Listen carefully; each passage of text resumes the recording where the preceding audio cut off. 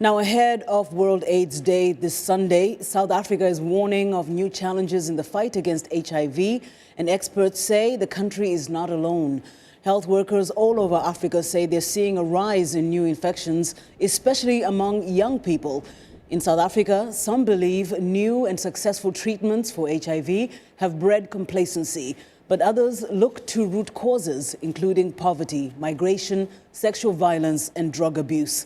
Dr. Farid Abdullah of the South African National AIDS Council says World AIDS Day is a good time to remind a new generation of the ongoing risks. When it comes to behavior change, we really need to do much more. And there's been a lot of work done on media communications, a lot of work in communities.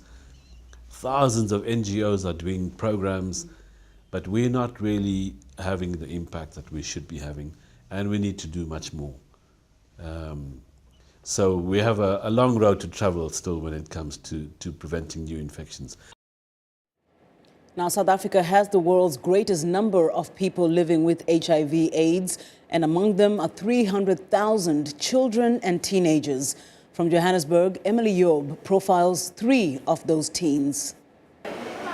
Every month is the same routine for Mongezi Sosibo.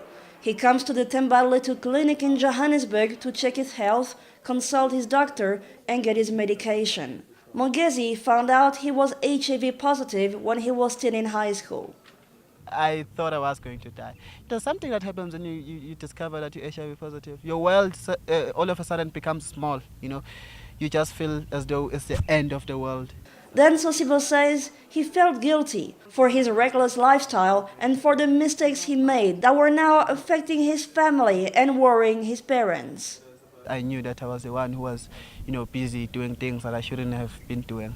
So that's what helped me to heal, that I didn't have anybody to blame but myself, And then that helped me to say, you know what, now you've fallen, pick yourself up and stand up. Teenagers living with HIV face many challenges. The first one is being consistent with taking the medication at an age where consistency is hardly part of your daily life. Sometimes you go out, with your friends, and then you don't know how to take the medication because you're with them, and so sometimes you just get bored of it. The other main challenge is stigma. HIV/AIDS is still perceived by many South Africans as a shameful disease. To help the teenagers, the Themba clinic organizes a once-a-month support group for teens.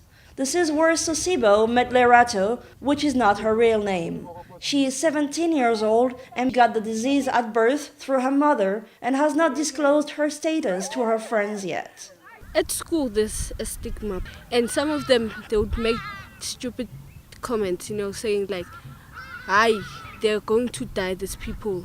There's nothing they're going to live for because HIV is going to kill them."